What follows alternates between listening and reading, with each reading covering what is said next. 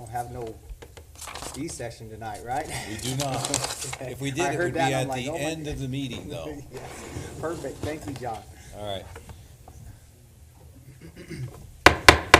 Good evening, welcome to Stafford City Council meeting. We have a roll call, everyone's present, and reminder, if you have a cell phone, would you mute it or turn it off? It's up to you, silence it, whatever. Pledge of Allegiance is going to be offered by our Vice Mayor, Richard Ortega, followed by the opening prayer, Councilman Gene Seal. Would you stand for both and remain standing, please?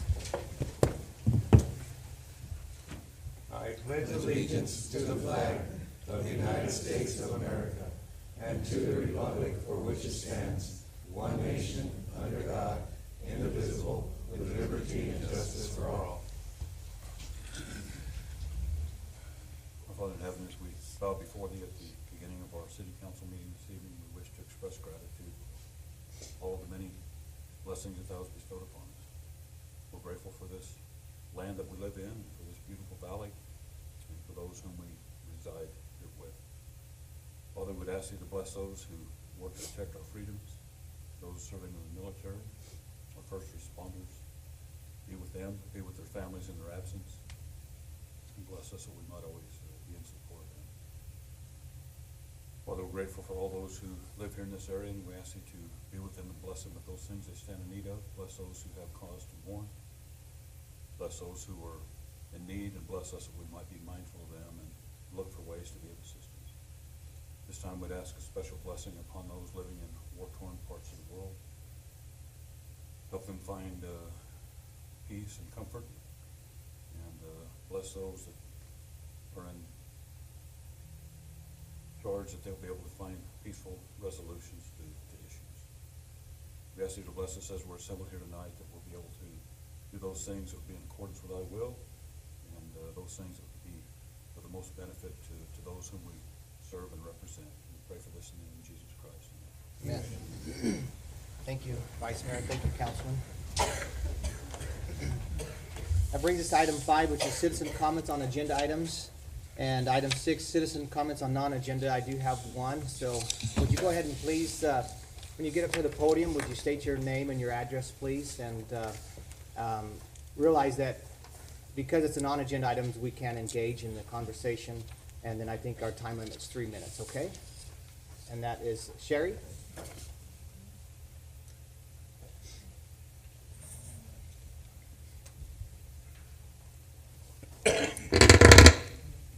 Good evening, everyone. My name is Sherry Plum, and I live at 688 South First Avenue in Thatcher. I'm here for business regarding the FedEx Safford local plant at 1735 West First Street in Safford. I'm requesting that the repair or chip sealing be done on the section of roadway leading from 20th Avenue to the FedEx plant on West First Street. Throughout the years, it's just been decaying and totally deteriorating.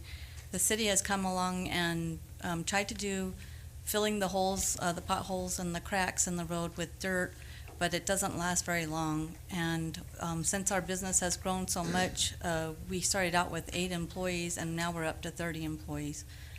With the expansion of more business coming in this summer, and I know that will bring in more employees and more travel on the road.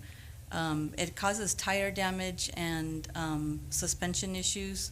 Also, we have a lot of fragile packages that we're trying to deliver, so hitting the potholes and that is disruptive and can cause damage. I'm just asking that something be done with that section of road. It's in the 1900 block of West First Street, and I don't know if my 3 minutes is up. Okay, Sherry, thank you, and we will definitely put this on our some talking points for our budget. Thank you. Okay, and thank you for your consideration. Brings to item 7, presentations of Parks and Recreation Committee. Jamie?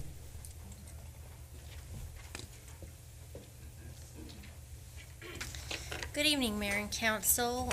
As this loads up here on the screen, I would like to have a round of applause for the members that are here of our Parks and Rec Committee, because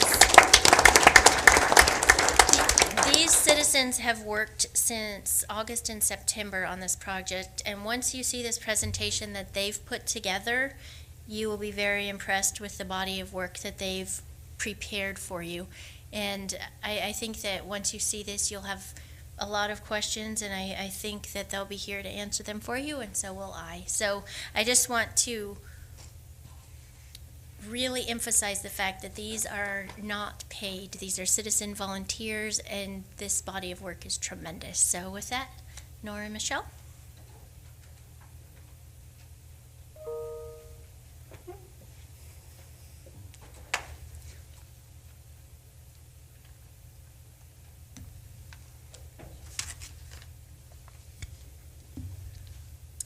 All right.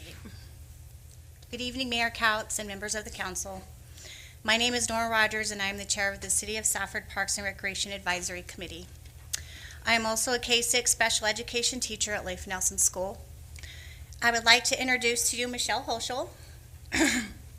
She is the vice chair for the Parks and Recreation Advisory Committee and also a 6th grade teacher at Fort Thomas Elementary. I too, before we'd like to get started, I would also like to recognize the other Parks and Recreation Advisory members who are here. This committee has given generously of their time to the provisions and collaboration of this presentation. All of these members here are, all the names up here are all people who, and also these teens, our stars here, who have given input, collaborated, and helped put this presentation together. So this is our list, and these are some of our teens from our high school. The vision of the City of Safford Advisory Committee is to provide safe, all-inclusive recreational amenities that support and sustain local culture and community. The committee process. The committee meetings began in July of 2021. Existing plans were reviewed and discussed. Visioning exercises were completed and concepts for the parks were created. A sense of community and inclusive accessibility were considered in all designs. Areas discussed by the committee were El Paso Park, 10th and 10th Park concept, Firth Park and the pool, Discovery and 8th concept. So let's begin and see our collaboration at work. So first, we revisited El Paso Park. So this was in the final stages of design, but we just wanted to look back over it and offer some insight. One of our big missions was being inclusive. So the focus being on the type of equipment included, being maximum accessibility for all kids of all ability levels, not just meeting that bare minimum of the ADA compliance, because if you watch the video for Harper's Playground, it was a father who, he had a daughter in a wheelchair, and he talked about what you normally see at a park. You never see a kid in a wheelchair going up and pulling themselves up onto there and playing on those structures. They meet ADA compliance, but they're not meeting that maximum accessibility for our kids. So just wanted to point that out. That was a big thing we talked about. And then you'll see that the parent-child swing in the picture, this is something that a lot of parents, grandparents, everyone really loved this idea. And we know that this design is rooted in what we know is best for child development, parents, grandparents engaging with their kids. So we just really wanted to stress the importance of paying attention to the types of equipment that we're picking for our parks. And then lastly, the dog park was a topic we revisited a lot. Potentially moving it and adding grass was discussed. And then we have our 10th and 10th park, which we really wanted to gear towards our teens. Our preteens and our teens. Obviously, all of our parks we want to be inclusive, so there'll be things for all ages, but we really wanted to give our teens a safe place to hang out, study, have some outdoor equipment that they can use, right? So if you saw the video of the Fit Core, It's basically like a Ninja Warrior type of obstacle course thing, which was really cool. The teens were really excited about it. Pickleball courts, bring your own bag, cornhole, and then circular seating areas, so not just your typical picnic tables, but areas where teens can hang out and sit and study. And then also the Wi-Fi and solar-powered charging stations. So people can bring laptops and do work with, especially with all of their schoolwork being more online these days, so.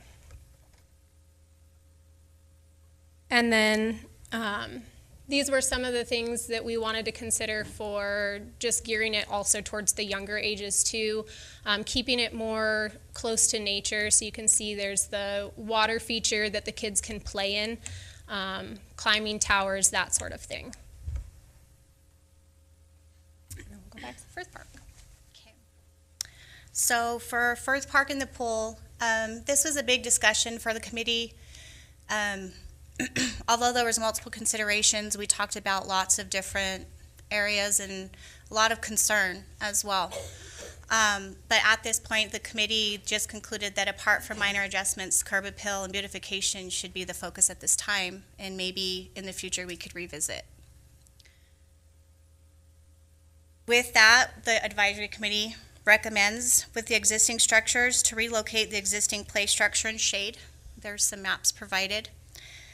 Repair current shade cells at the pool, and provide more shaded areas, more shade for families to come together and commune in the pool, in the areas at the pool. There's not very much shade there. Curb appeal, provide a community voluntary event to plant 15 to 20 trees, landscaped entrance with communal seating and shade, and inviting entrance of the park sign. Okay. So the Discovery and Eighth concept, this was a lot of fun and a lot of visioning that came together with our group. The vision for the Discovery and Eighth entails a gathering venue for the entire family, even the dog. A creative arts amphitheater and staging for hosting festivals and citywide events. The park will be a communal space for local farmers market and food trucks, and the 15 acres will be diverse and play equipment for all ages to enjoy. When the committee was putting this together, we were thinking of what does our community need? And our community needs a place for families to come together. They need a space where young and old can come together, and you can take your whole family. And you can enjoy some time outdoors, where you can get away from technology, get away from the screens, and make integrative connections and communication. We talked about farmers market and food trucks, communal seating with fire pits, 20 hookup electrical amps for food trucks, large parking area for hosting a variety of vendors for citywide events, and ample space for local farmers markets and shopping. When we were envisioning this, we were envisioning families sitting together and eating, vendors coming in from within the local community and providing cultural foods. We wanted a space and a place where people can represent not only themselves, but also come together as families and as friends, residents. Large and small ramadas throughout, large outdoor ceiling fans, power drops, countertops to host large and small events. Again, we're thinking on a grand scale that a place that can hold a citywide event that's going to be comfortable. Large fans for heat, keeping away the flies and all of that, but also making it an upscale place. Local fabricated metal and river stone, a rock waterfall fountain that is centrally located, metal and stone to sustain Arizona heat, art and fixtures that complement the culture of Safford, curb appeal that accents natural plants and landscape. Musical play equipment that complements the creative arts theme of the amphitheater. This equipment will not only inspire creative play for families to engage together, but also enhance auditory sensory for children. I don't know about you guys, but in today's day and age, and as being teachers, our kids spend a lot of time on the screens. And with that, I'm a special education teacher. And I'm starting to understand that with special needs, it comes with genetics, it comes with technology, and the environment that we live in.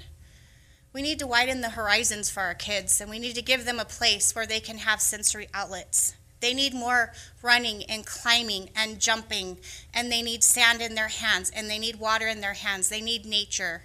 We need to provide a space for these kids, for families to get together, to enjoy music, to get back to the basics.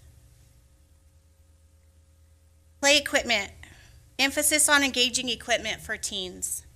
Our group talked about this a lot. We really want to emphasize on our teens. Let's invest in them.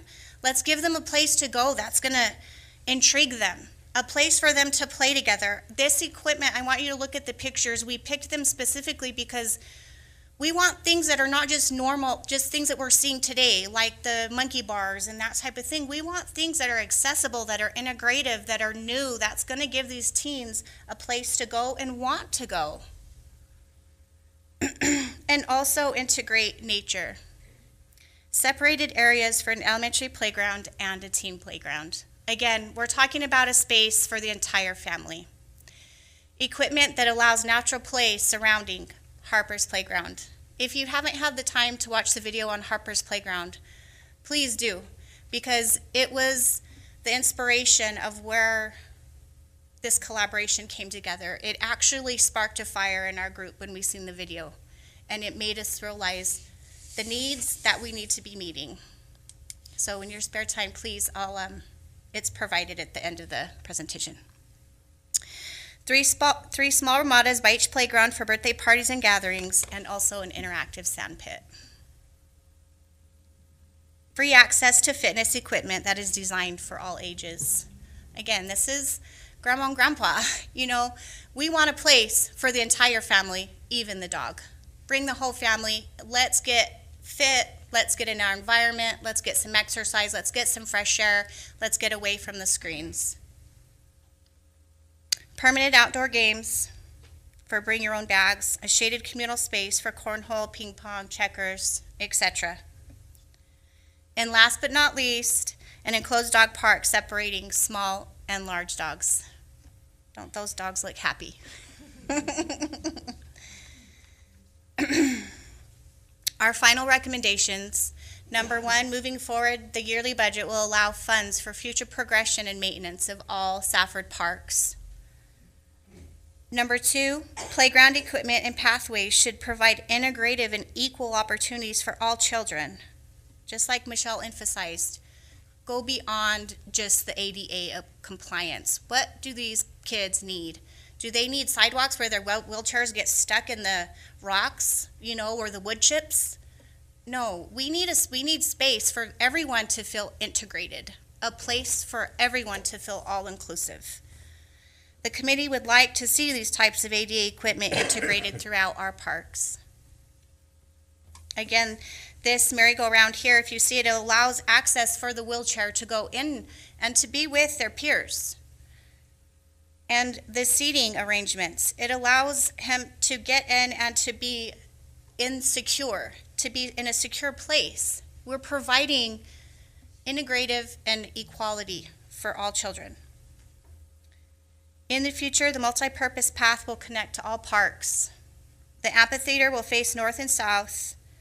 Security cameras to be considered in all parks. Water filling stations at all locations.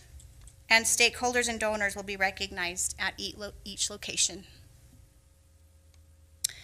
And these videos were used as a fundamental resources in the planning of our park concepts. I encourage you to visit these sites in your spare time.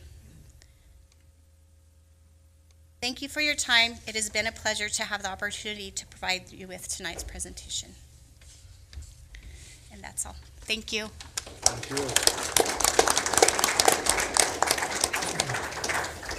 Councilman Lopez, go ahead. You have something? Yeah, it's a little hard for the public to tell where you're talking about because they haven't had the access that you have to the different areas you're talking about. And do you have a set for priority on which area you're concentrating on first?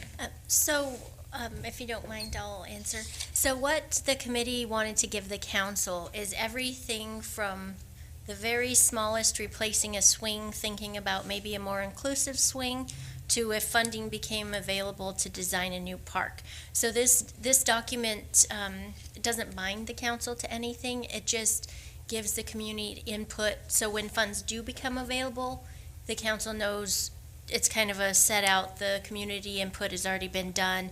You can say, oh, well, this year we have $5,000. Next year we got a grant for $250,000. So it's more of a guideline of the direction that the committee would like the city to follow. It's not really a set out plan. And the maps that you have in your packet, we can put online so that people could see them also. Is there an area you want to concentrate on first? That would depend on funding and let the council be guided by this input from the city. And so I think we had discussed that maybe 10th and 10th for the teenagers, because it's a blank slate at this point. Yeah, the 10th and 10th, but I believe FMI, the monies they contributed, they had placed that as a skate park on 14th. So I don't know if that money's been dedicated to that park or not, 230,000. That's Because that- somebody jumped out on that and said that's where that money's going. that's El Paso? That was me, Park. probably. Yeah. So Lance is already working on El Paso Park. That's the one that the committee, it was already in the final design stages when the committee convened. So that money that Freeport donated is for El Paso Park. Go ahead. John. Mayor, Councilman Lopez, the approach that the committee took was to be as comprehensive as possible, right? So initially, we did a brainstorming exercise that was followed by visioning. So they wanted to say, recreation means different things to different people. Let's give you a vision about what we want recreation to be. The next step they did was to look at pre-existing projects, which is what you're referring to essentially. So El Paso Park and Firth Park. So they knew that those were in the pipeline already, but they wanted to make comments since they were in the process of talking about parks and recreation to give you feedback on those two locations. So anything currently budgeted in those projects would go to those projects still. They were simply giving you some ideas that as we go forward with the design, because we haven't built things, especially in El Paso, that might give you additional information that if you wanted to go in a different direction, then you could make that choice. But monies budgeted or granted for, say, El Paso Park would still go to El Paso Park. And then after that, they looked at the actual creation and design of new parks, one at Discovery and 8th Avenue, and then the one at 10th and 10th, with the idea of theming those parks differently in order to hit different demographics. So that's kind of the way they laid it out. I think the understanding was, and what we tried to emphasize was that this was a public input process. It's simply a different form of input, and it was giving you feedback as to what the community might want to see. As far as direction and what you ultimately build and what you build first, that would be part of an ongoing discussion that we would have. Is the committee gonna be still part of that discussion, or they're not done, are they? They certainly could be, and again, it's, my goal over the longer term was to create a more generic body that dealt with public issues in general for the city council. And we talked about maybe doing something like a citizens advisory committee. If we want to wait on moving into that mode and we want to continue the discussion and have them continue to provide feedback, you know, it's a choice that you could make. I don't want anything that's gonna slow it down. The mayor's already talked about having some of this be part of the budget, and it was recommended by them also that we dedicate monies to parks so that they can progress on the building. I know it's all a progressive, it's gonna continue to progress as we go. But I'm trying to think of where we wanna target first. The amphitheater, I think, was spoke about at the 15 acres at the end of Discovery. Is that one? Correct. Is there one also being thought of maybe at 10th? Because 10th is very important to me because that has access where the middle school can walk to, where the high school can walk to, and it's right in the middle of the path of all the schools that they can get to. Not everybody has a car. Not every parent has 2 cars. So that, I kinda like 10th and 10th a little bit myself. And so, again, this is simply another avenue of getting input from the public. We would still continue on. As we go through the budget process, we're gonna talk CIP, we're gonna talk ARPA funding, and it's at that point where you will see the estimates for the parks. It's at that point where you will put into the CIP the areas that you wanna put funding in, and what direction you may wanna go in. Now, they took the time to design the parks because they had ideas about theming the parks and theming them for certain demographics. So these are the designs they came up with. Again, it's an advisory role, and if in the dialogues that we have going forward, they evolve into something other than that, I think they're giving you concepts in terms of what thematically they want to see. Inclusivity is like one of the concepts that they're talking about. So again, it's advice that we would have to have further conversations going forward, part of which would be in the budget process. So under my understanding, El Paso is already in the budget for 1.3 mil, correct? Not sure the exact number, but it is in the budget. Okay, then 1.5, I'll keep going up. So, But, anyway, so that was already budgeted, and that's supposed to be able to be groundbreaking this fiscal year. Lance, do you know? And then, so, under the advisory, this committee had already known that, and so all they're doing is now is concepting some, extra ideas to make sure that we don't forget the ADA accessible, equipments to be able to be placed in, and also looking into 10th and 10th Park, which I think was high on their recommendation list, and then, holding off on First Park, and holding off on the, I don't think it's 15 acres, but up there at, by the cemetery, that's the best place to say. Right. In that area right there, so I think those are, they're kind of their sites and stuff, so, does that help, Arnold? Did that help answer anything? well, I wanna know when we're gonna be shovel ready. I'm hoping. Not it's- tonight. I'm hoping it's like next week. Yeah, that's where I'm trying to get to. They've been planning. So Lance, when are we shovel ready for El Paso Park? Let's make some dust. Yesterday, right? Our plans are ready for El Paso. We do have, it's not, the whole 1.14 million wasn't dedicated to El Paso Park. You put that in for parks in general, yeah, we're gonna use some of that. I think we have about $500,000, just under $500,000 budgeted for El Paso. We're gonna need some more, but especially since after we the added whole the million. splash pad and I didn't get the whole He's 1.3 million no, he's out? after we the whole can million. use it there, but we're trying to spread it out and I Yeah. hope we can do it for cheaper than that, but. And Mike, my hat's off to this committee too. I want to give my appreciation to them. When we put that splash park in there to El Paso and they brought up the comment of having a dog park by the splash pad, it doesn't make sense and I agree with them. I think, nobody wants wet dogs and the dog park right next to a splash pad. So that was a great idea. So I'm still working with El Paso Gas, trying to get our easement and access and they have to sign off on every water line I cross that gas line with. Anything that's built on that gas line, they have to approve. So it's a process. We do have the plans pretty much ready to go. We're waiting on that easement and working with El Paso Gas, and we'll start on that this fiscal year. That help a little bit? Yeah, a little bit more. We're making progress. I understand Firth Park and the concerns there, so I know kind of holding back there and stuff. And Ramada's definitely, because we don't have any big enough for a family group to get in there and have things, so that certainly got my attention and something I'm glad for. Access for the teens, because we do talk about the smaller kids and the rest of them, but the teens do need a place to hang out. And that's why I'm kind of like 10th, but I'm not gonna get into it all that. But the path accessible is great, because I've seen parks, and when I spoke to the manager of the park in Thatcher, he made that recommendation too. He says, look, some of the kids can't get to these things because of these rocks. If they're using a cane or a wheelchair, they can't get to it. So I'm hoping, I'm glad that idea did come up. And the game playing, it sounded like Mrs. Rogers and Ms. Hosel, the whole bunch covered everything that they are looking at, and they know it's in progress. You can't have the whole million.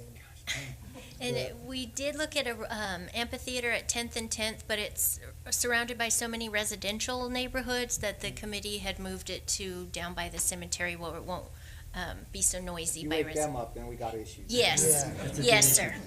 So, I just know this committee has considered more things than this council has, so I was trying to get, Yes, you know, and- we're listening to their recommendations, well, at least I am, I can't speak for all of them, I know that. yes, but- and they're very aware that this is a multi-year project and that their vision may take several years to come to fruition, but they've really done the work and been very thoughtful about a cohesive image for recreation in the city of Safford.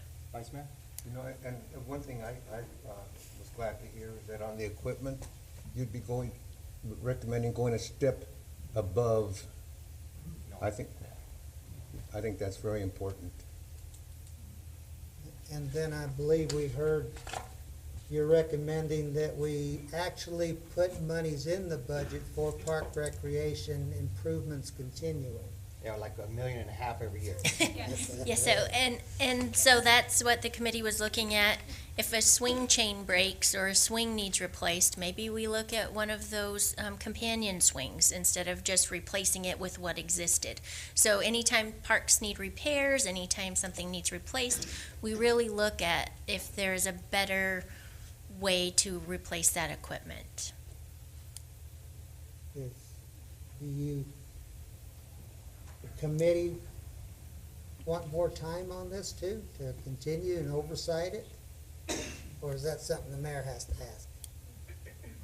ask? John, I think I think originally you wanted to go down that avenue, and I almost felt like the council kind of put the brakes on you, but I think that's a question for John to have. Does this committee need to go ahead and you need to form the committee, the community committee that you were talking about just a minute ago? Is that our stage, that, and then you invite some of them to this? I mean, we need to get moving on something.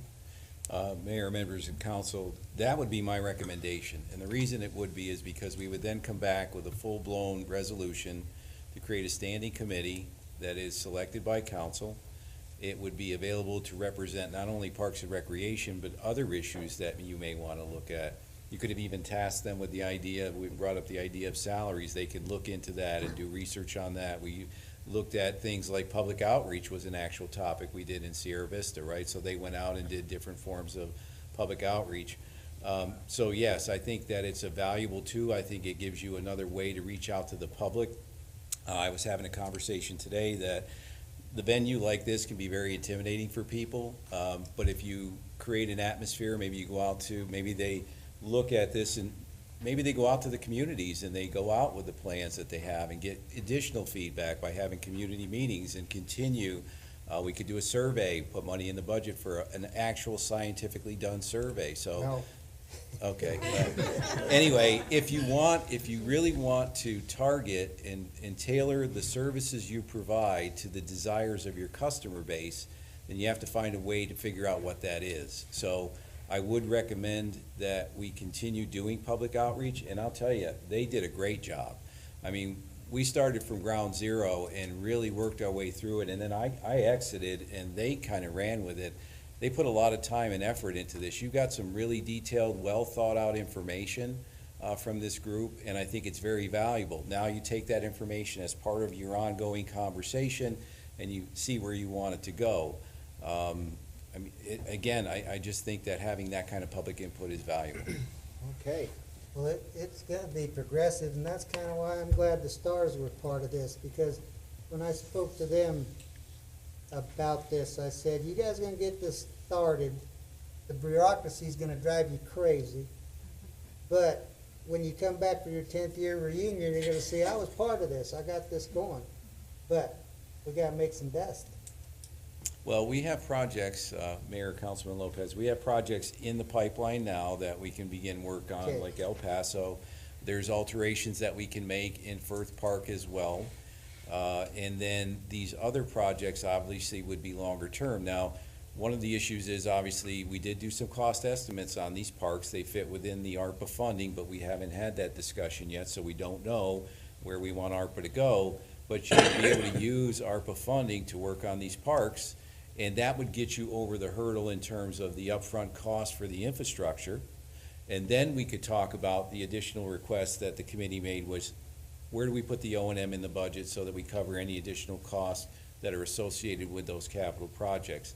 So quite frankly, you're uniquely positioned right now because of the federal money that you've received to move forward more quickly. Now, again, depending on whether we do it in-house or we contract it out, and because obviously staff is limited in terms of how much they can do in-house, we're well positioned to start moving forward, so we can start, and probably will start, on the existing parks early. And as we go through this budget process, we should come out the other end knowing which areas you're gonna wanna work on, and then begin the process of using those funds to do that work. Councilman Hipfield has something? Yeah, just, the presentation was amazing, and I especially thankful that the committee, committed the time that it took to do this. That's not easy to do with, how busy everybody is. I'm especially excited about the amphitheater and the accessibility. And I was glad, we re-mentioned splash pad, because I was listening for that, but I guess we had already decided splash pad prior, because that was a big. I wouldn't let you forget it. Right, so. right. Well, when it wasn't part of this, I thought, oh no, what happened? But I guess we had already passed that. We had already crossed that bridge, right? Mayor, Councilman Hemphill, we had, but the committee did want to comment on the design, that no one removed the splash pad, but there were some minor adjustments. Yeah. And I think, the purpose for going with the amphitheater is because we got a musician here, and also Tad Jacobson, and so I want to hear them present the very first Sure. band or showcase or whatever. Yeah, And don't you play bass? yeah, a little bit. And he, or is it, yeah. Yeah, we'll You'll tear break it up. it in, yeah. Show these teenagers how it's done, huh? Well, I'll be quiet after this. Just didn't want to be dragging our feet. It's taken 6 months to get to here. Weather's starting to come up where we can do things. That's So right. here's kind of how I see it, Arnold, is Mike's gonna be on the garbage truck as soon as it gets here. We're gonna put you on the new backhoe as soon as it gets here, so we should be making dust pretty soon. We can do that. And I'll know you're serious, Mrs. Rogers, when I see that you built in the piñata pole. No one has ever designed one that works in a park yet that I've seen, so. Okay, anybody else? You guys, thank you so much. Appreciate it. Thank you, Stars.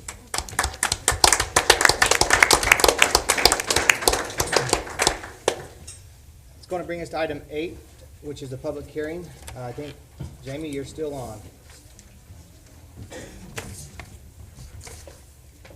Evening again, Mayor and Council. This is after reviewing available projects and other opportunities for CDBG funds. It's time to hold our public hearing and choose a project or projects to apply for. Information sheets were handed out at the February 17th council meeting and are attached for reference. The council will choose from the projects that have been discussed at previous public hearings. SEGO will administer the process for the City of Safford this year to include facilitating any required resolutions and the letter of intent to apply for funding. City staff will administer the projects for the next funding cycle. So Lance has maps available on his iPad if you wanted to see any of the project areas. Did you have any questions for me? Did you have any questions for Lance or Mr. Casella? And the projects that you choose have to be on the list that you provided on your spreadsheet because we've already discussed them at previous public hearings.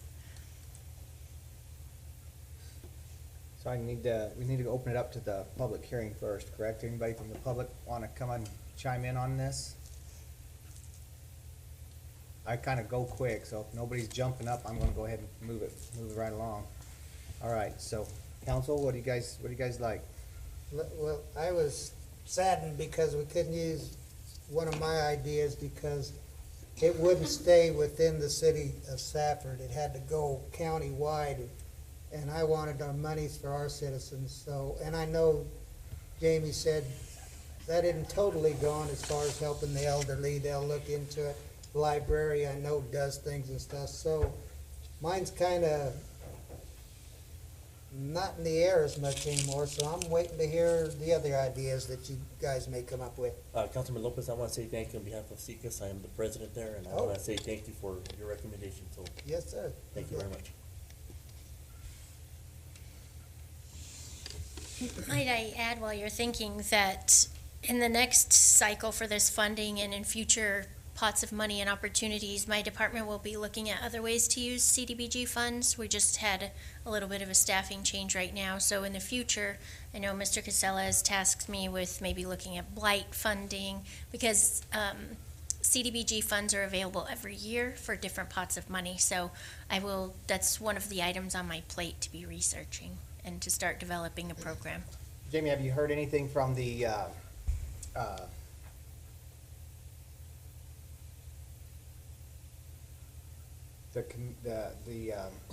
like the church committee that was talking about building the what's that committee The called? respite center. Yeah, Mayor, members of council, we're continuing conversations on that right now. So in fact, we just had a conversation, I believe, this morning on it.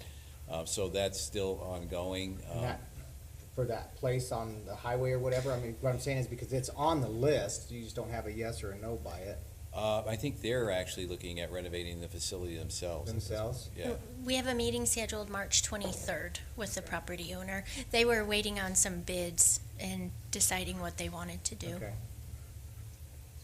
Sometimes you can trade with somebody else is gonna get the CDBG grant. Sometimes I believe you can trade a year or something like that until one's not quite ready, one town's not ready, so you take it or something. I don't know if that's still an active plan, but Not, sometimes that's on the horizon. not that I'm aware of. Keith with Seago has not I'm mentioned not that. ready to give our money, away, you know.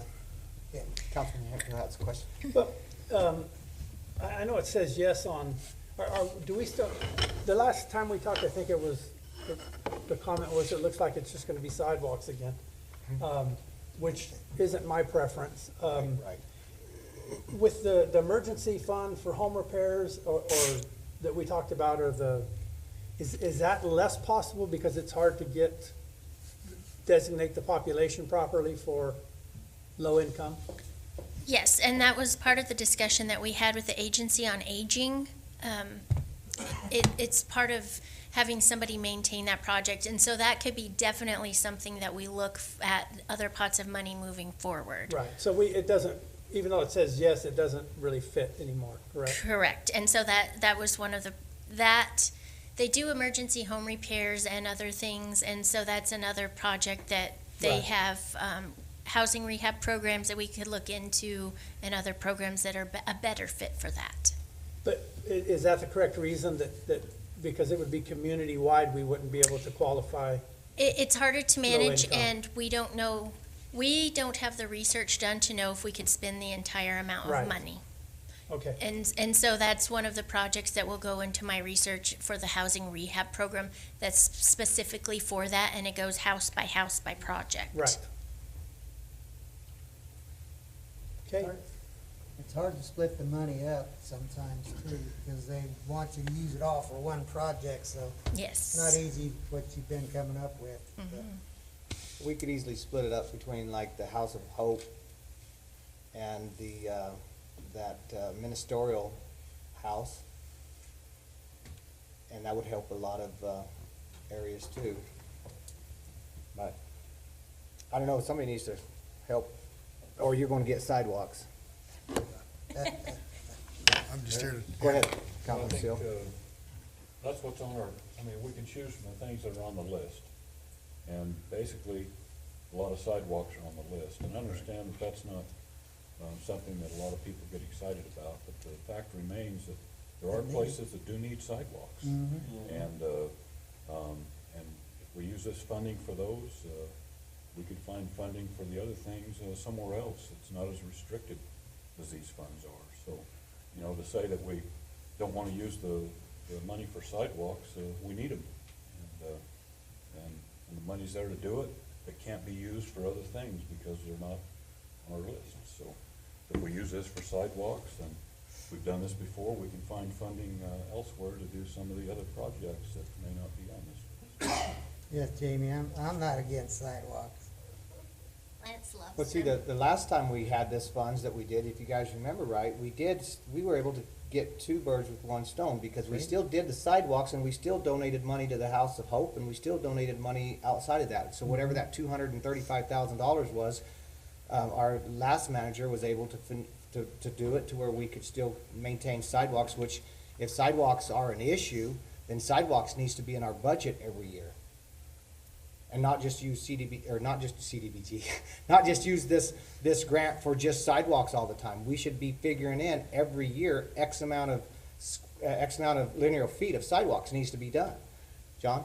So, after you mentioned that at the last meeting, I dug more deeply into that issue. And the reason that we were able to do that is because the projects were budgeted with general fund money, whereas now they're budgeted with grants. So that change of funding is not available to us this time.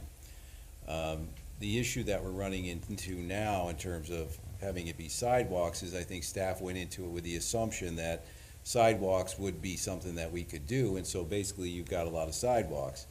And the lead time is that we did look into some alternatives, like the Agency for the Aging, and we even looked at blight, but the timing is such that we can't really do those in this cycle, which is why we're back to sidewalks. So the way that the projects were funded in the past, you could fund the sidewalks with the CDBG, because the sidewalk project was funded with general fund money. You then took the general fund money and said, okay, we can make a donation to another organization. All of these sidewalks are done with grant funding, so that change is not available to us.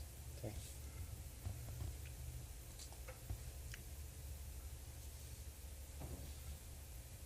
I'll just add a note here, and I did mention this our last work session, that we did talk about the area north of the highway there as a area needing sidewalks that we did in the past. I'm gonna pull that section up. So half of that area, you can see the outline, well, can't really see it that good, but, so from 8th Avenue over to about 6th Avenue, from 3rd Street down to 1st by the Pepsi plant, that area is actually in a low mod area. And our thought was that we could do sidewalks in that area and combine it with some sidewalks down there in the low mod area between the middle school and Leif Nelson, which is also in a low mod area that doesn't require a special survey. We could create one project. We cleared this with Keith. He said it can be in multiple locations, just one giant sidewalk project that's spread out. Kind of kill two birds with one stone there. And to answer your question, Mayor, we do budget sidewalk projects every year in our CIP, and they do have HERF funds budgeted for them.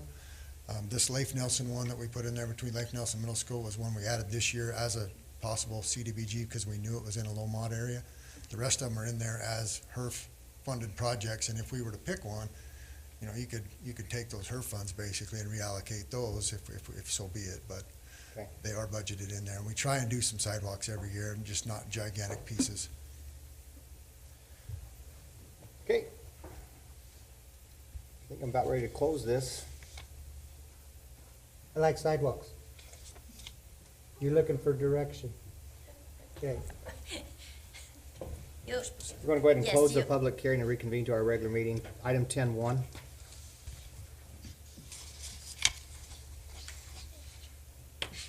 and so the projects that Lance showed you are in the low mod areas, which is another thing about CDBG funding. The restrictions for this cycle of funding make your choice very narrow. So if you do choose sidewalks, you will need to choose the projects on the list that add up to the amount of funding that you have to spend, which is approximately $250,000.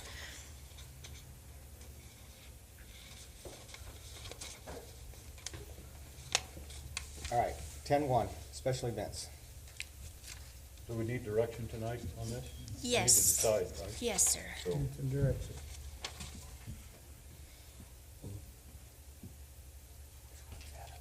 North of the highway.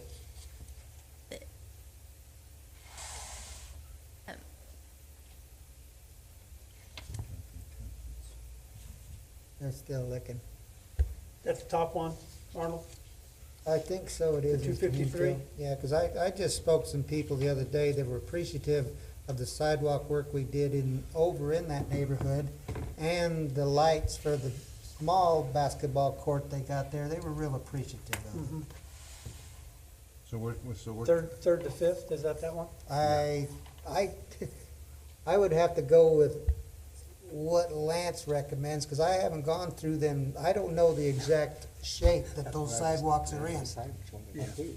I don't know which sidewalks are deteriorated the most, so that's why I just said north.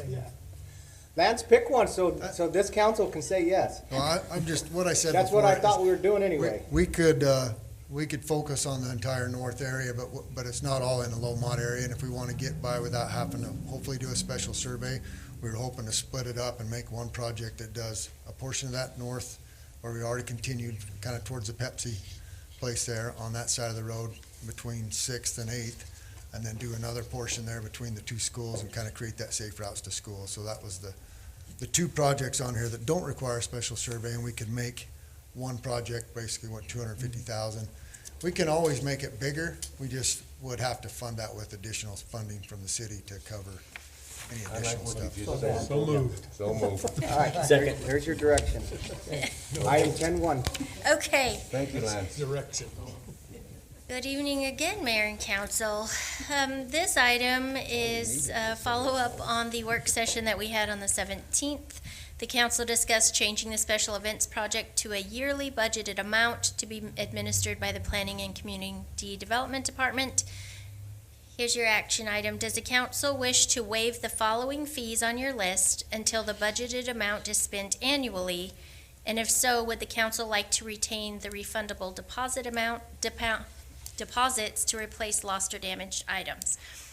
You have a list of events that have applied for this year. There is a gap because it goes on the calendar year until the fiscal year begins in July. So if you would waive the fees, it will count these events that are in your packet.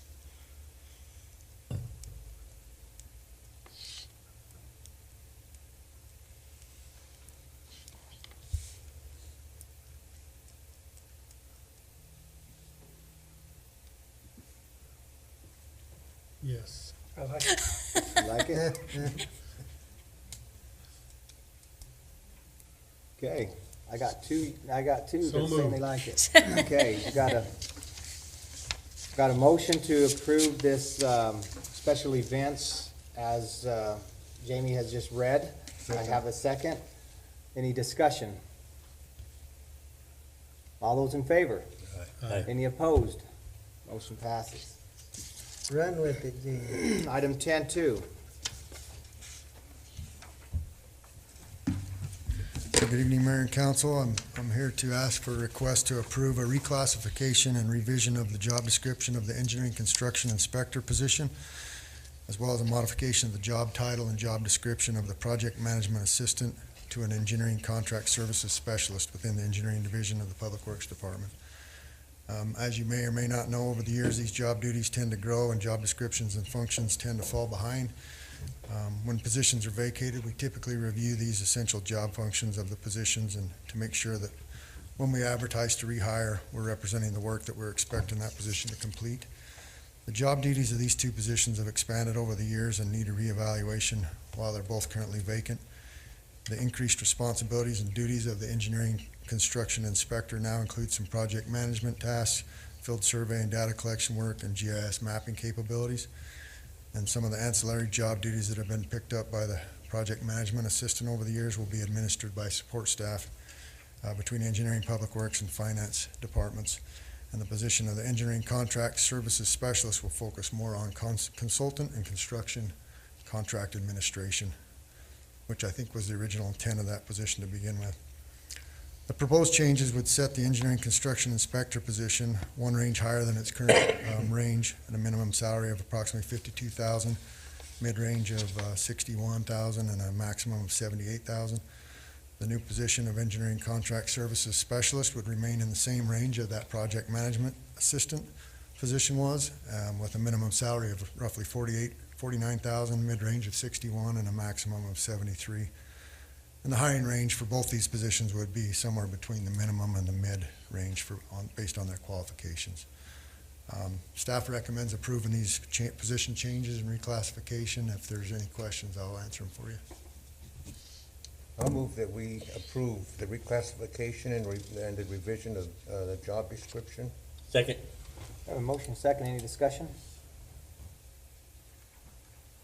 All those in favor? Aye. Any opposed? Motion passes. Thank you. Item 10-3.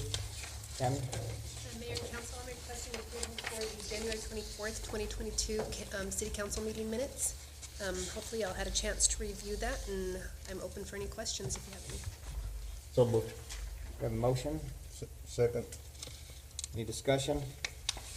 All those in favor? Aye. Any opposed? Motion passes. Item 11-1, Resolution R22-005, Donated Leave Program. Danielle?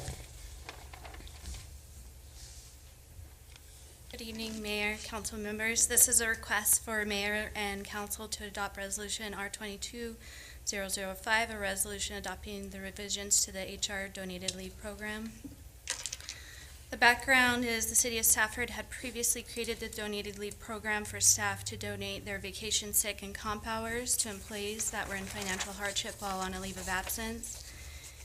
The recommendation is to remove the option to donate the comp hours. Further research and legal guidance shows donating comp hours does not fully compensate the donor employee for the overtime hours worked. And the recommendation is to allow employees to donate vacation and sick hours while removing the option to donate comp hours so that the employee is fully compensated for their overtime hours. Do you have any questions? Mayor, make a motion, we approve and adopt resolution R22-005. Have a motion? Second. We have a second. Any discussion? You're basing what you want us to consider is a 1985 reading on some of the stuff that apparently you found is causing you to think of this. Right, so the Fair Labor Standards Act hasn't changed much since then, and we did have legal review it again, and their recommendation is to remove the donated comp hours so that the employee that's working the overtime gets their compensation, whether in actual dollar amount or hour amount, rather than donating those hours.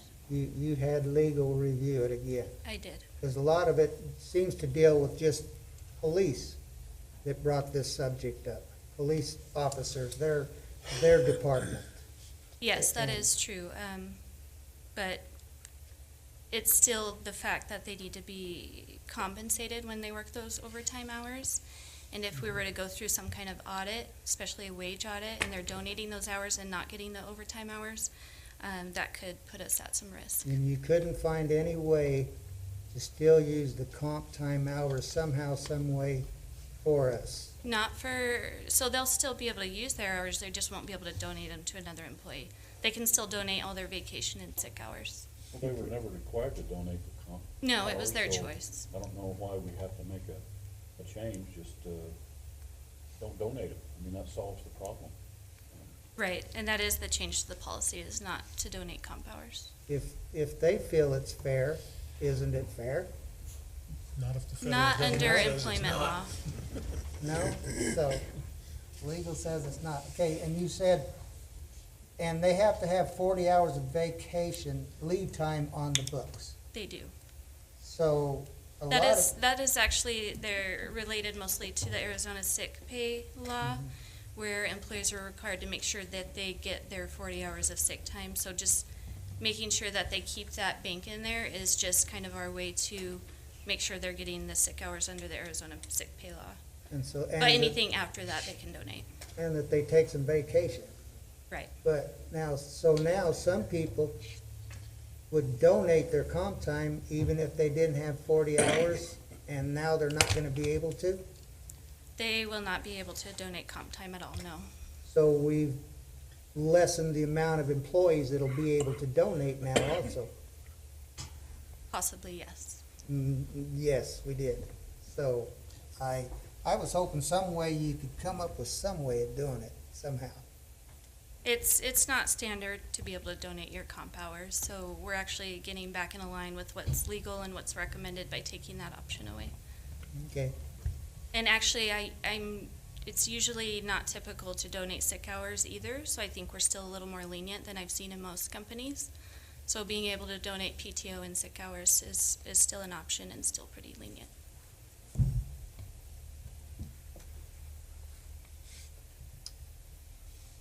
Okay, I still have a motion, and I have a second, and one more time for discussion.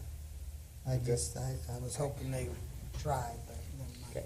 All those in favor of resolution 22-005? Any opposed? Motion passes. Thank you. Item 11.2, oh, Tammy, you want to read that? Yes. Caught myself. A resolution of the mayor and city council of the city of Safford, Graham County, Arizona, approving the donated leave program policy of the Human Resources Policy Manual for city of Safford employees. Thank you. Item 11.2, resolution 22-6, call Mayor? election. Lance? Actually, that's, I apologize. I misspoke on the agenda there, so it's actually me. That doesn't know. Oh, okay. So 2 corrections on the agenda real quick. I Okay. apologize Tammy, for that. that's So you? that's me. That's you, Dan. And also on 12.1 for the ordinance, I have action on there. It's actually just, there's no action. It's just for first Okay. reading only on that 12.1. So I apologize No for problem, no those problem. mistakes on there. So resolution number R22-006 is a resolution of the mayor and city council of the city of Safford designating the primary election date, which this 2022 is an election year. It's also the purpose of election, designating deadline for voter registration, designating place and deadline for candidates to file the nomination papers. And so it just puts what seats are available out there, all the filing deadlines for the election, and any information that's needed, where to locate that information as well. Need a motion on that? Yeah, it needs, Yeah. And second it. we have a motion and a second to approve our resolution 22-6 of the call of election. Any discussion? All those in favor? Aye. Any opposed? Motion passes.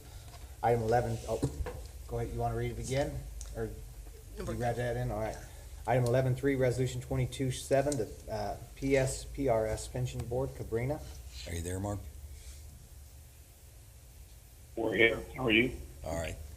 Cabrina's gonna present. Yes, Sorry. so good evening, Mayor and Council. We have Mark Reeder on the phone with Stifel if you have any specific questions about the documents that were provided. And tonight I'm requesting the adoption of Resolution R22-007 PSPRS bond. This resolution gives authorization to enter the bond market for the issuance of a pension bond to cover the city's current unfunded liability of approximately $13 million. Once the bond has been placed and sold, staff will return with the final amount and interest rates not to exceed the principal and interest amounts set forth in Section 1B, which also authorizes the issuance of a bond with an aggregate principal amount not to exceed $13 million and not to exceed 4.75% per annum interest rate, with a final payment not to extend past 2048. Were there any questions on the pension bond? On the what? On the resolution for the pension bond? I'm just going to ask you what the percentage is. Have you gotten there already? Not yet. Okay. I just, So I'm cutting we the won't nuts go and above bolts. 4.75, but we're looking at 3.5, hopefully a little bit less. Okay. Go ahead. Well, we know they've gone around town asking questions about us and our good standing and stuff, so I know you're moving forward.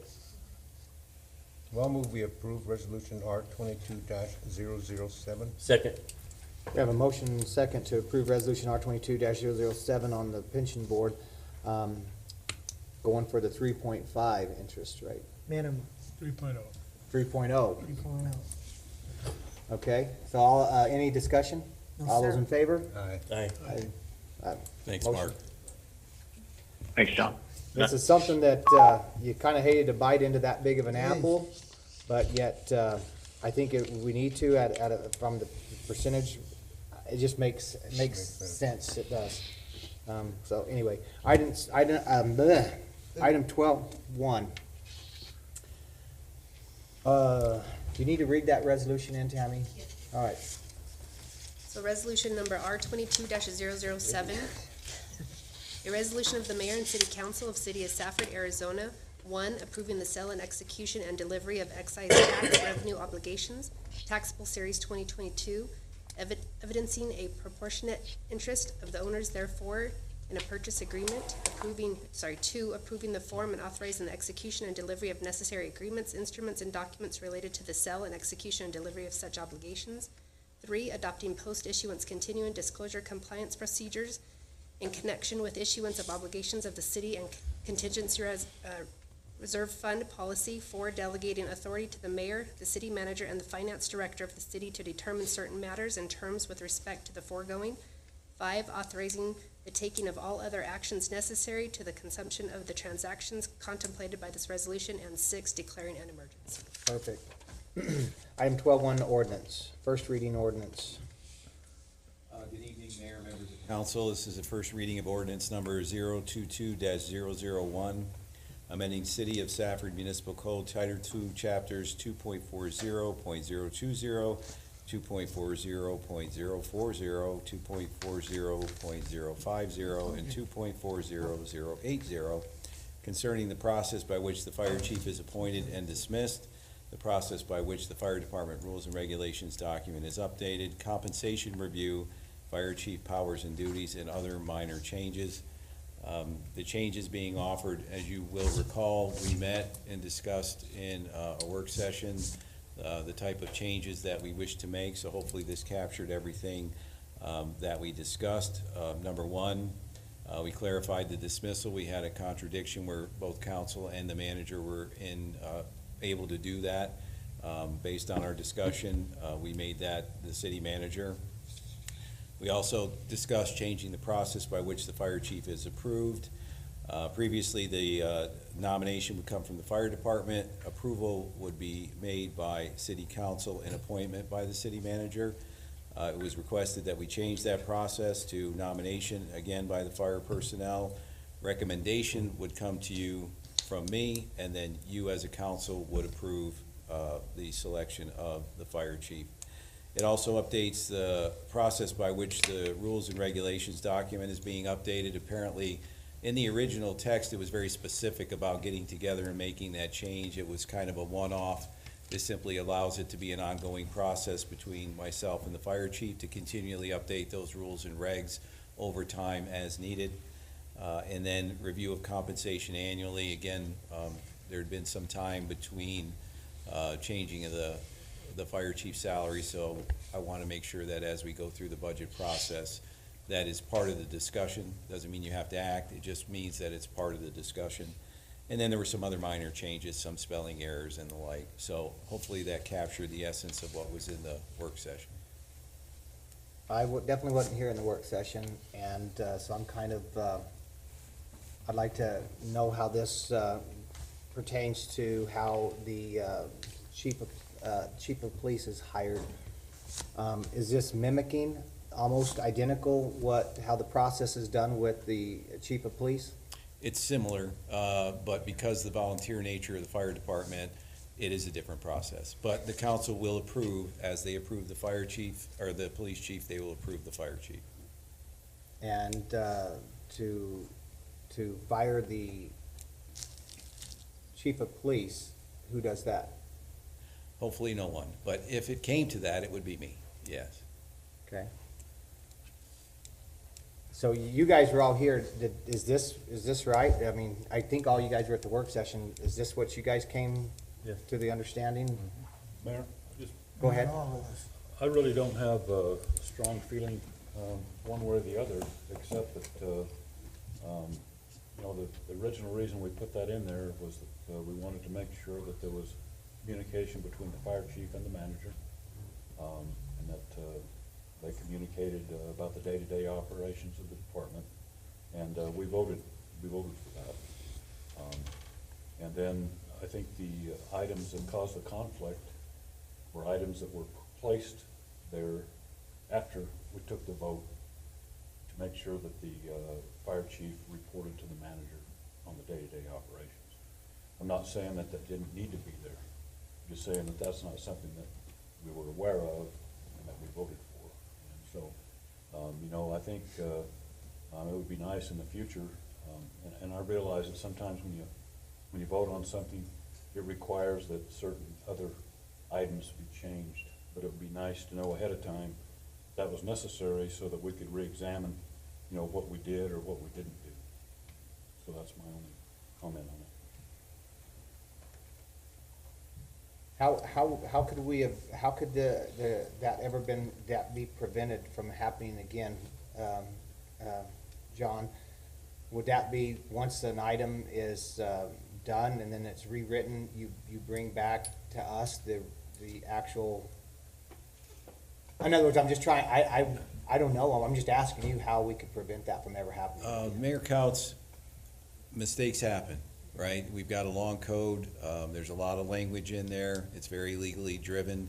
I think it just was an oversight. Obviously, you can't have the council with a 2/3 vote dismiss the fire chief and the city manager do it at the same time. I think what happened was that in moving it in as an administrative function, they were very emphatic about the fire chief following all the same rules and regulations that all other employees follow. Unfortunately, that includes dismissal, and that language was in there. And so I think because of the way that dismissal was embedded in the language, it was missed. In fact, when I sent it to the attorney, a comment he made was, where's the dismissal? And I had to write him back and say, it's right there.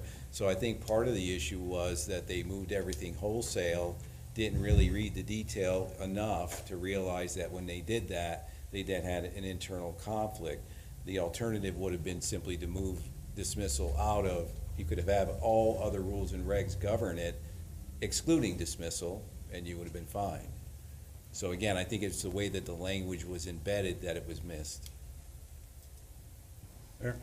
And again, when we took the vote originally, and like I said, there are probably things that may need to have been added and weren't aware of, but we were never made aware of them.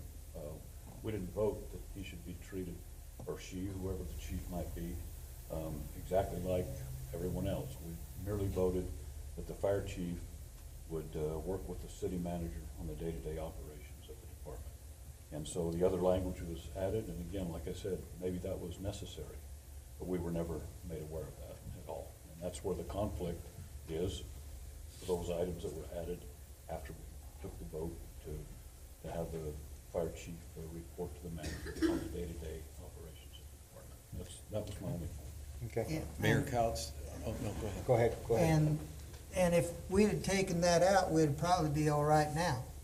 But I don't think it's necessary for the manager to be able to fire the fire chief. It's a volunteer unit. They're all volunteers. It's worked for 100 years.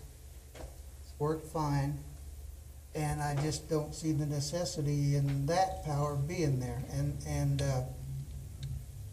as far as the compensation, because he also wants to make the chief and apparently the captain be considered every year for raises also. And, you know, I have nothing against the chief and the captain or whatever, but that wasn't part of it either. And the things that were put into the original one caused the problem. They could be taken out. The manager position has worked well with the fire department. The chief himself said there wasn't any problem getting his budget, his equipment, and things like that. But then he also said he wished he only had one boss. So I don't know for sure, other than it's worked up till now with us having the firing of the chief. And I'm the one that said I didn't like it in the work session. I know this is, it's a very interesting topic, because there's been many council that has shared the volunteer fire department, are on the volunteer fire department as well.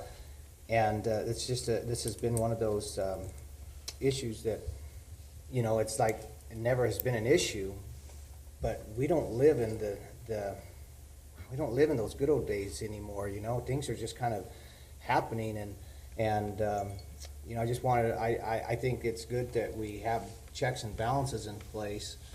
And so, I mean, I could go back to the exact same thing you guys are saying and go with you on this, and I can go back to the thing is saying, why is this not mimicking what we already currently have with our chief of police? You know, I mean, I'd rather have one boss, I think, than have 4 of you guys get pissed off at me and, you know, kick me out, you know. So I don't know. It's hard to get, I mean, it's hard for us to even say which sidewalk we want to build today. Yeah. And to add, Mayor, the chief, and he's just one chief, his preference was to erase the language of the council doing the determination. And Mayor, I Go just ahead. want to make a point, regardless of whatever direction you go in, because, you know, whatever your choice is the direction we'll take. One thing I do want to be clear about, though, is that this is not the council's issue. You didn't write the code. Someone on staff wrote the code, so. Right, that's my point. Yeah, and so let's be clear about that. The responsibility for writing this and writing it well was not with the council, it was with the staff.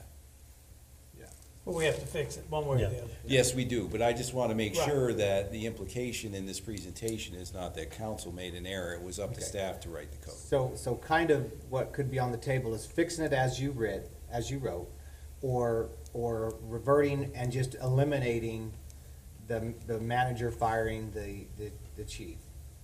You could go back to the Right. 2/3 vote by council and simply add language in under the administrative component that says excluding dismissal.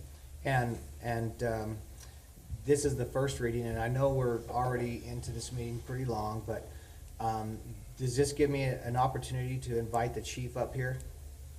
He's present, I Yeah, believe. he is. I just want to make sure that, Tammy, am I okay to ask for his input as well?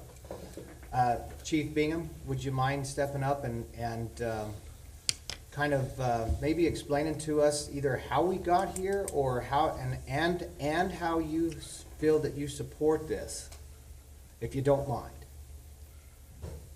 Thank you for having me up here. I believe we came to this in conversation with John. We've had some issues of, how come I feel like I'm going to get fired? Why is that the thing?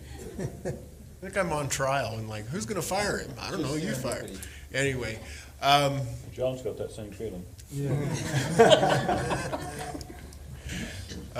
My feelings on this are, I personally want to be treated like all the other employees, department heads, or whatever. I think I should be privileged to that or subject to that.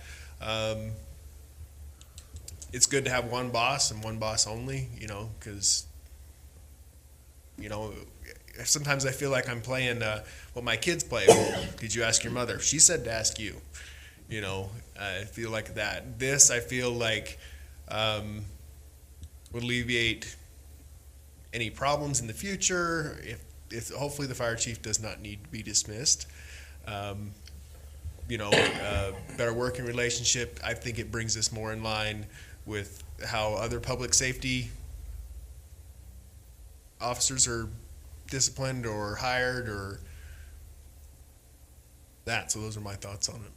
Chief, I hope you don't feel that any council did anything out of bounds or out of lines with you, and I hope that that wasn't, that you ever felt that way by any of us, and if so, I will tell you, I will stand here and tell you I apologize if any of that ever happened.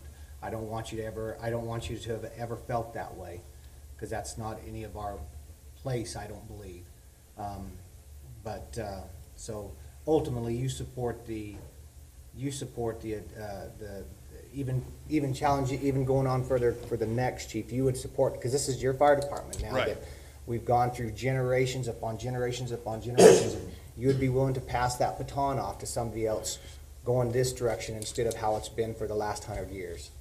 Right. I believe that the fire chief should be a professional and should be accountable to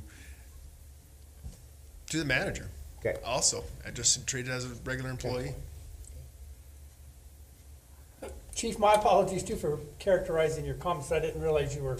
Oh, you're fine. You were here. I snuck in late and I hid in the back. But I think John hit on my point that I really didn't have a strong feeling about this one or the other. My only concern was that when we vote on something, it would be nice to know Where it's if at. things were added to it or needed to be added to it, which may or may not change the way we feel about the vote on something. And that kind of probably would have come back to sort of as we're doing today with this ordinance in the first read, because the second read would be pretty much how the language is going to be at that time, correct? That's correct, yes. So maybe somehow that just didn't even have an ordinance reading and it just kind of just happened. Who knows? We don't know. And I don't think we need to dig back in further. I think we need to progress, we need to move forward. So this is not an action item. I think you got a little bit more than, or I think you got at least 2/3 to go this direction. Mayor Councilman Lopez, you have anything? I just, the statement in here, and other minor changes, that leaves the door open still, so that's it. John, would you be willing to wipe that? Mayor Or Council, explain it. the only reason I put that in there is because willfully was misspelled, so I had to add an L.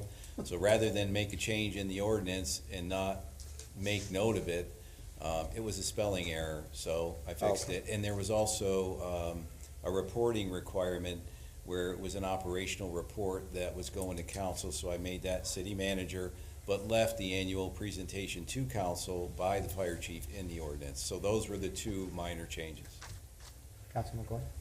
I had just in reading that, it kind of sounded like, and maybe I misunderstood it, but it kind of sounded like it took some of the job of the building official and put it on the fire chief. Did I miss that? Mayor Councilwoman McGoy, I'm not sure in what regards you would. Well, I can't. I remember when Dick Bingham was fire chief, he always had to preview the fire suppression system. And I don't know, but what I understand, and I think that's, since you're being recognized as a department head, you'll need to attend department head meetings and probably preview fire suppression systems. Is that correct? Is that what we're understanding? Mayor Couts, what I've tried to do is, because of the circumstances that the fire chief is also an employee in another capacity, I talked to the supervisor and said that I would like to see him attend those meetings when possible. If he finds himself in a situation where he has other obligations and his other job, then he's to stay and do those. If he can make it to our staff meetings, right now I've been having him do 2 out of the 4. And again, the reasoning behind it, and part of this whole conversation is because the fire department is volunteer. Needs to stay that way. Needs to stay that way. Yep, Go and ahead. it is a large department within the city.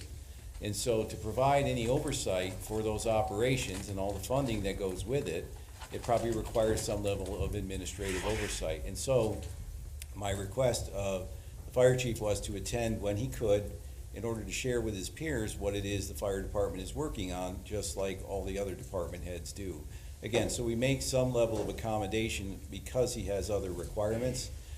There's also the issue of reviewing project and development plans, because there are some fire codes.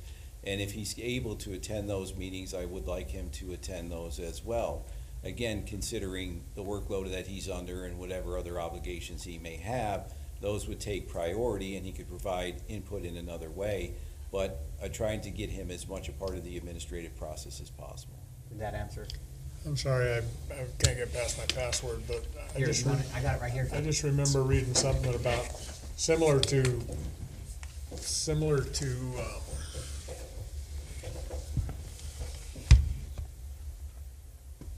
Use you have the middle pad, Steve. I don't have touchscreen. I'm not like Mike's computer here. You're thinking of subsection G, keep complete records of all fires, inspections, apparatus and equipment, personnel and other information, is that the one? No, F, inspect buildings and premise and serve written notice upon the owners or occupants to abate within a specified time. That's a building official's job, not a fire chief's job in our realm. He doesn't go check on buildings and decide they need to be cleaned up or they need to be, I mean, he might see that and report it to Jaime or to Jamie or, but I think we were putting something on him that he's never had on him before there. F. Okay, that, Mayor Couts, Councilman McGoy, I didn't change that, so Okay, but I could. That was already in there? That was I already believe in. that's been in there for years. Yeah. It could have been, but I just thought, I don't think it's ever happened. I don't think it's ever happened either. I think that's part of old stuff. I think that you getting some direction here. I think that you need to sit down with the chief, go over these things, and you guys make the clarifications that need to be, and then bring that back to us with the second ordinance. Okay. Don't you agree? Because, I Mayor mean, Couch, sure, you don't yeah. want that position, right? You don't wanna I tell me I don't can't live in want- my house. You no. want to push that on somebody else, right? Yeah, that. You can part hate, of that's building telling inspectors, they people can to hate them. chop their weeds is not part Yeah. of the deal. So would that be okay, John? Could you do that before the Oh, second reading? absolutely. Okay, I'm sorry, John, I thought that was something that had got slid in there, and I thought. No, just to work on the powers and duties of the chief. right. Okay. So You Mayor have anything Couch, else? I think, I'm wondering if that's referencing like fire marshal duties. Okay, It is. okay. And the building inspector would conduct fire marshal activities? Well, back when that was put in there, then, if you're saying it's been in there forever, it was Bill Cates, which was the city fire marshal probably. And then wasn't, I mean, he was not, gotta stop playing baseball. I mean, I think Joe Dominguez was trained by Bill Cates, but I don't know that, I think they coexisted for a long time, and Bill was the fire marshal, and then there kinda isn't one, or I don't know. And we should probably have one. Well, that's, If it pays good, I'll quit my job and apply for it. Well, Mayor Couch and members of council, I raised this issue some time ago and asked who is conducting the fire marshal duties within the city, so that if the fire department responds to a fire and that building contains hazardous materials, who's overseeing that? Now, in the past life, those services were provided by the fire department in other cities, and so I was assuming that those roles would be conducted because they were specific to fire hazards, not general building inspection. those duties, as I understand it, are part of the Arizona State Fire Marshal's office. If you want to take them on, you can, but it's their job. Okay, If you want to take them over, they won't take them back. okay. And I don't think they've ever been downloaded onto the city yet. So Mayor Couch, Councilman McGoy, and most of the city council. So I guess part of what we'll be doing is going back in and removing section F, so that's taken out of the, is that, I believe that needs to come out, man. okay. Is everybody okay with that? I know that. there's- Maybe read the rest of them, make sure they fit in there too, 'cause that just caught me by surprise. But will you definitely bring those changes back to us? If you can't get them done before the second reading, at least bring it to us so we know what just happened. I prefer it to be done before the second reading, which is what, a couple of weeks from now? Mayor Couch, we can get it done. Okay. We'll take a look. I'll sit down with the chief. Because that's the last thing we want to do is ever have language put in that was not meant to be put in by the council. Agreed? It's the perfect time to do it. We're in the process of cleaning up the language. If there's other areas within it we need to clean up, now's the time to do it. Okay. All right, thank you. Thank you. I think everybody's voice got heard, I hope. Brings us to item 13.1, contracts, agreements, and bids. Let's, Lance, kick these out as fast as you can. Mayor. Oh, sorry, you need to Mayor. read that? Yes. I'm sorry. Ordinance number 021-001, an ordinance of the city of Safford, Graham County, Arizona, amending Title II, Sections 2.40.020, 2.40.040, 2.40.050, 2.40.080, Fire Department of the City of Safford Municipal Code. That's a very long train. All right, At least it's a little quieter. I'll make this quick. Mayor and Council, this is a request to approve the purchase of a new hydraulic hose machine from Lawson Products, Inc. That would be a part of our cooperative purchase agreement from Omnia Partners, contract R19-2000-05. Our shop does not have a hose making machine, never has, and we have kind of a dire need for one to build hoses for sanitation trucks, backhoes. All our equipment has hydraulic hoses on it. Currently, we have to have those made either at Napa or order them special and get them shipped in. When we started prepping our budget this year, we were looking at buying one, and we got a price to buy one currently, and they told us, multiple places told us that costs are going up. Plan on almost a 50% increase for next year. But the price we got right now is within the budget we have budgeted for our 1234 machine that's in the current budget, which we plan to buy this current fiscal year. We haven't ordered that yet, so we're recommending that we purchase this hose building machine with the current budget that we have for $9,623 plus tax, and we'll re-budget for our 1234 refrigerant recycling machine in next year's budget, and the cost of that has actually gone down. So, we budgeted 12,000 last year, and we're gonna reduce that to 9,000 for next year, so that's a cost savings if we can get that hose machine this year. So move. Second. We have a motion and second to approve the hydraulic hose machine and supplies. Any discussion? I'd just like to know how that compares to running to Napa and buying a hose. I mean, or having them build one. Are we saving a lot of time and? We're gonna save time and money over the long haul. There are gonna be special cases where we don't have the right fittings, and we've got a list here. You probably saw we had 4 of each fitting that are kind of common fittings, and we'll have to order more each year for certain hoses, the ones that replace, but. Are we putting our relationship with Napa in any jeopardy? No, or I do don't they care? think so. They couldn't care less, maybe? I don't think so. We still take care of them pretty good. I thought if we're only getting 6 or 8 hoses a year and No, they're it's, willing to make them, and then we get an income tax back on that, or but, yes, I say even when I worked on the farmer back in Utah, we had a hose build machine, our shop for building hoses. We didn't build that many, but this is something I that don't we're care. very I just used to. thought if we're spending a bunch of money to save a little, it didn't make sense. No, I was shocked to find out we really didn't have one, so. Okay, we have a motion and a second. Any more discussion? All those in favor? Aye. Any opposed? Motion passes. 13.2, electric on-call consultant award. So moved. Mayor Cowson, council member.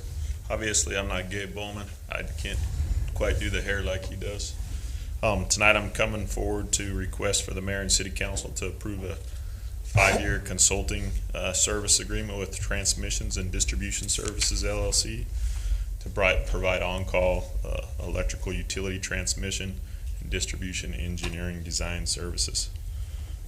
So we've had a 5-year contract with Transmission and Distribution Services, or T&D as we call them, on a regular basis. They've helped us do downtown upgrade, replace stage poles, miscellaneous feeder upgrades within our substation, priority pole replacement and inspections.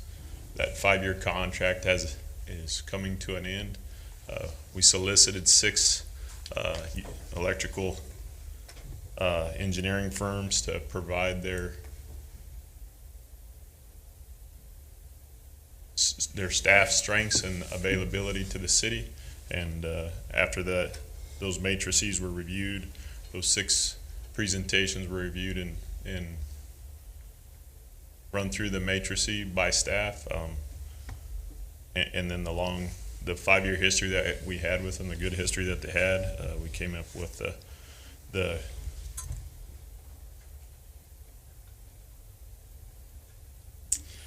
direction for the city council to approve this consultant award so that we can move forward and keep these electrical projects moving forward and providing for the future of the city of Safford. So move. Second. Got a motion and a second. Discussion, Arnold? You think they're gonna be able, we're gonna utilize them also because we have a substation idea coming up in the future. Are they qualified to help us with that, or is it gonna be? So they actually presented that substation design for us, Councilman The one coming up? Lopez, the one that's scheduled in 2027. Okay. That design came from them, and with the past 5 years and the work that's been done with them, they understand our system really well. Mhm. And then that future progress that we want to see and that redundancy that we need in that system for that ability to cover the requirements of the electric department. So that's part of this price. We're not gonna have another, we need to do a survey on it. Is this possibly in this package? So within that consulting package, they have a certain number of hours that are based on those presented numbers, and there will be Added. additional funds that'll be needed for that substation design specifically for that project. Okay, sir, thank you. All right, we have a motion and a second. Any more discussion? All those in favor? Aye. Any opposed? Motion passes. Thank you, gentlemen. Item 14, report, P-card reports. Did everybody have a chance to take a look at those?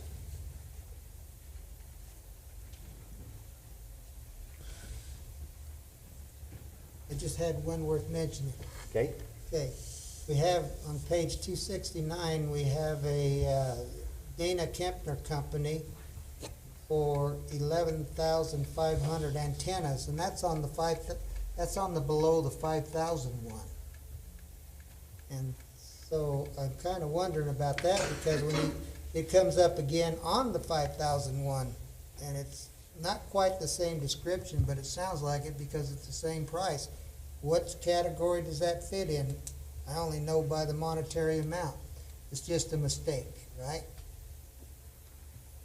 It's the same. The second one is on 271 at the top. Correct. The So your reports, your Yeah. P-card reports and your over 5,000 reports, they're two separate things. So if there's an item on the P-card that's over 5,000, we have to report it on the over 5,000 reports. So that top item, the Dana Kepner antennas, 11,521, is the same item as on 269 Dana Kepner antennas, 11,521. So you have to report it that way, huh? Yeah. But they're not gonna charge you that much. It's not being charged twice, it's just showing that these items were purchased and they're over 5,000. I got my answer. You're on top of it. Thank you. All right, how about the over 5,000? Gee.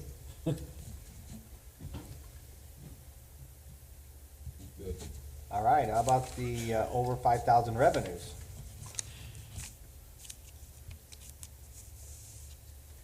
We'll move on to announcement of current events. Councilman Anazoli, you got anything on? I have nothing. Nothing? Anybody else over here? No Seagull meetings, no nothing? We had a Seagull meeting, but it was just pretty Basic? basic. Okay. All right, we're gonna move on to 16, report of operational items. Nothing, John, nothing? No, sir.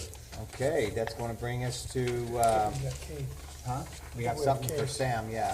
Cemetery online map Oh, lookup I'm update. sorry. Is it on there? Okay,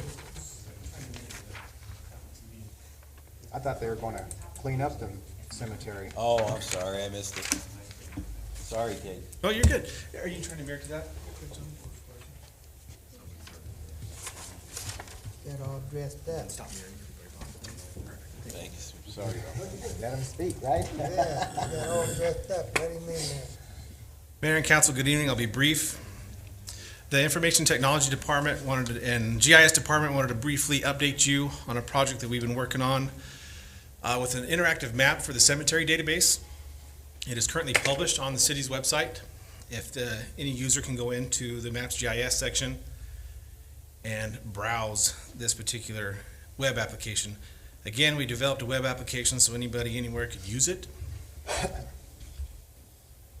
We're pretty proud of it. The idea was to bring the information that we have in the cemetery, make it available for public access to search those who are buried there, and to give an approximate location of where those people are. I could say with confidence we're about 80% accurate. There are some old graves in the cemetery that are either unmarked or unidentifiable or kind of difficult to figure out who's buried there, but the ones that are easily accessible are marked and identified, and it's easily searchable. And so every plot, lot, space has been outlined that we have. You can search by first name, last name, and it will point you to where that plot is at. So I will just use my last name as an example. There is a Bryce out there somewhere, David Bryce, and it goes through and highlights it. It's zoomed out pretty far. There's a function to zoom to it, where you can zoom right up to where the person is buried. It gives their block, lot, and space information, their last name, their first name, and the date that they were buried. That's in Pima. Not this one. Okay. We spread out everywhere, Arnold. Okay, I didn't think you guys would allow this side of that. Just Only when you'll have us, Arnold, only when you'll have us. All right. But That's we're pretty proud of it. It's there, and I got an update today, is from Van, our GIS guy, saying that he's found some other information that we can probably get it up to 90% accurate. I've just got to crunch the numbers and be on the database and make sure they match and it looks good. And we'll be able to move forward with that. Thank you, gentlemen. That's pretty handy. All right. We're gonna go ahead and close our regular meeting and reconvene into a council work session. How long is this one gonna be, John? It's gonna take a long time. Well, you got probably 15 minutes. All right, I can do it. So, the goal is to see this again, so I will try to be as quick as I can. Last year, we brought a budget guidance presentation to council. We only did it as a work session item. This year, I would like to bring it back and have a resolution adopted with the budget guidance resolution, and the reason is that this is basically the council giving staff direction as to where they want staff to focus in the upcoming budget cycle. Now, obviously, there's a lot of administrative functions that we do, but you'll notice that you will recognize some items that we discussed in different work sessions and things that we discussed over the year. So I will go through the slides. Again, my goal is to bring this back with a resolution for adoption, so you will see it again. So if I'm going too fast, just slow me down. If you want to make comments, feel free. This is simply perfunctory, processing information, tentative budget. You know, obviously it's driven by state statute. It sets the cap. Once the tentative is sent, you can't go over that amount in the final budget. You can make all the changes you want underneath that cap, but you can't go over it. Obviously, there's a tax levy hearing that occurs, and then final budget adoption. On the 17th, we had our work session. We discussed revenue projections and employee compensation. Tonight, we're doing the budget guidance document review. In March, we will again sit down with council and have one-on-one sessions with council to review the budget, as we have done over the past couple of years. We'll do the CIP at a council meeting in March and do a summary review there. Council budget summary will bring, obviously, the different summaries for the different departments to council throughout March and April, and in May, we will bring you a summary of the entire budget. May is the tentative. Then you do the public hearing for the tax levy and adoption of the final budget, and then, of course, ultimately, you adopt the tax levy in June. This gets into now subject areas, and again, this is important. Unfortunately, I guess we're long in the tooth, but again, I'll try to be as quick as I can. Again, we had adopted previously an organizational expectations and guidance document. It gives us a good deal of direction on what to focus on and on some policy and some long-term core values. We want to continue, obviously, to continue the recreational amenities and programming. We heard from our committee tonight, so we want to continue down that road, and obviously that was one of their recommendations. And that should be pursue citizen input regarding important community issues. So again, if we want to evolve that into a citizens advisory committee, I believe public input is critical. Implementation of long-term consistent employee compensation plan. That's what we talked about the other night. And again, it's a very important point as we go forward that we don't just look at this issue as a one-year, one-time deal, but as we would look at any other operational activity, we try to pursue it using best practices over a consistent period of time. Also, I'd like to pursue and enforce policies that support strong fiscal management and oversight, such as a revenue stabilization policy.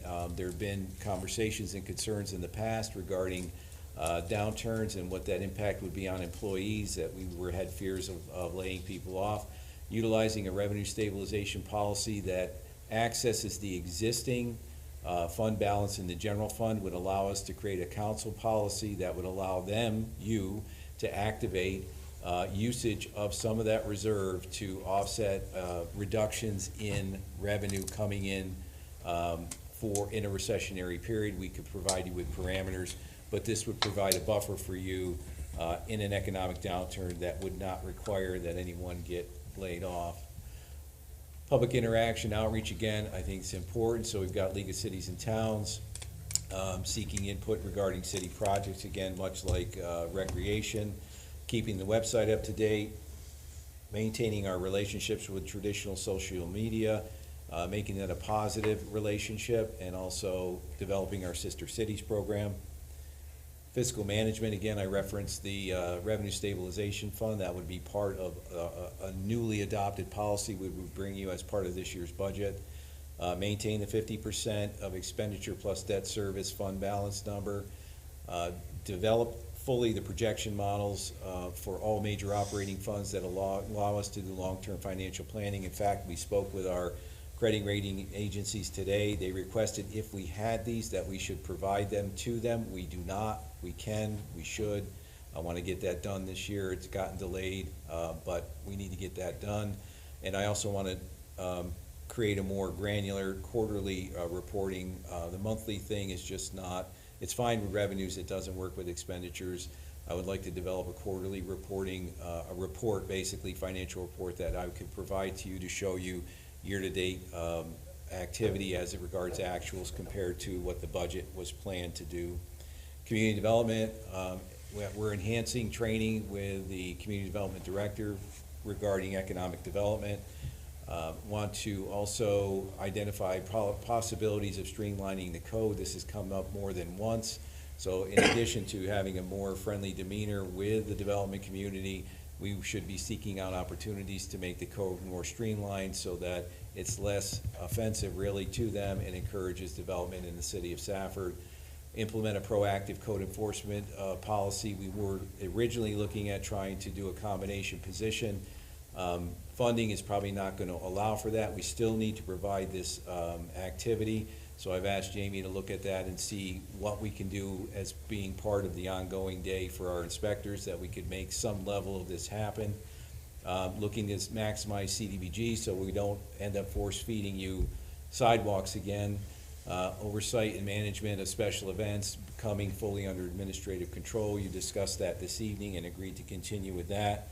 Human resources, institute and maintain competitive salary and benefit structure. Again, that's kind of the ongoing conversation we're having. The salary based on our work session should be internal. We need to reassess our positions and our salary ranges. Encourage employee development through training and education. Also an aspect of human resources that we have been doing a good job on. We need to do more of it. And also utilize succession planning. I think we recently have made more use of that. That's something we want to make available to employees so that they can promote within our organization and continue as another part of this human resource story, employee appreciation activities, programs, and events, which is another aspect of making people enjoy coming to work. Airport, big issue right now. Obviously, we wanted to pursue more economic development activities. Onboarding the airport manager will be an issue. There's been discussion about seeing if we can expand city land holdings around the airport. As we continue to develop the infrastructure, as you know, we're working on a water project right now. If there are other needs, we need to assess that and make those available as necessary and as funding is available. Of course, we have a lot of work with federal and state monies that allow us to do that, so that helps as well. Develop and implement, enforce the minimum operating standards and rules and regs. We're in the process of updating those, and the airport manager will be in charge of making sure that those are enforced. Economic development, consider options to enhance the entertainment district. I had this conversation today. We really have done nothing with it. It's hard to create activity, but hopefully we can maybe look at things that maybe will support that. As maybe as the theater comes online, this will spur some evening traffic in the downtown, and we can work with that. Seek to enhance development in and around the city's Main Street, again, trying to create an atmosphere, a pedestrian atmosphere. Seek collaboration with other organizations in order to identify economic development opportunities. There's some ongoing conversations right now with other local valley communities. They're talking about doing local economic development. We're looking into that. Reassess our micro loan program we did a few years ago. We've made no loans. That is grounds for us to take those monies back, although COVID kind of really killed the idea of businesses opening. So my recommendation this year is going to be that we go one more year and make that program more available to people, that we're advertising it more. I don't even know if anyone knows it's out there right now. And update city website economic development information. There is a section of the website that is geared strictly toward economic development. The indicators are updated on a regular basis, but we really haven't revisited that comprehensively in a while. And it'll stay at 7%? What's that? The loan part of it. Yes, sir. Mayor Councilman Lopez, the 7% is separated into two components. One is the 4% I believe they charge for the loan, and then 3% is the administrative fee, which feeds back into the pool for creating basically a revolving loan fund. Okay, sir. Utilities, lots going on in utilities. I think it's time. The last utility rate study was 2018. It's going on 2023. So not only maybe look at water, we probably should take a look at all utility funds in 2023. Create public outreach program to educate population on water conservation. We've been having that conversation. That is in the works. Fully utilize reuse water. That's come up a number of times, and I know that Jason has been looking at that. Utilization of Fry Mesa water as a resource. Jason has been looking at that. Expand the customer base. That's something we can always look at, whether it's the prisons. We're doing some work out in the Lebanon area. It's grant funded, so there may be opportunities to expand the customer base. And then potential of developing a utility discount program. We're going to be bringing that to you. That issue came up that maybe we can do some kind of a utility discount for senior citizens. So Jason's working on a policy that kind of dovetails off of the Give from the Heart program and gives you some options if that's sufficient or you want to go further with that item. And that's it. Did I make it? John, I'm going to ask that when the budget stuff comes to us, that we actually put that on the front of the council instead of in the back, so that we're more awake, more apt to ask more questions and be more Okay. actively involved. Well, then I would have put please. it on the front end on the work session. So Okay. I will bring it back at the next meeting, and I'll bring it back with a resolution. And if we can start off with it, and if there are any changes that you want to make, we can bring it back a third time. We don't have to adopt it. Yeah. I'll bring it back again, and we can take a look at And it. I think if we're more apt to ask questions and stuff, it helps give you and staff more direction instead of just like, hey, you got 15 minutes to kick this out. I agree. Okay. Vice Mayor? It's time, it's adjourned. I second.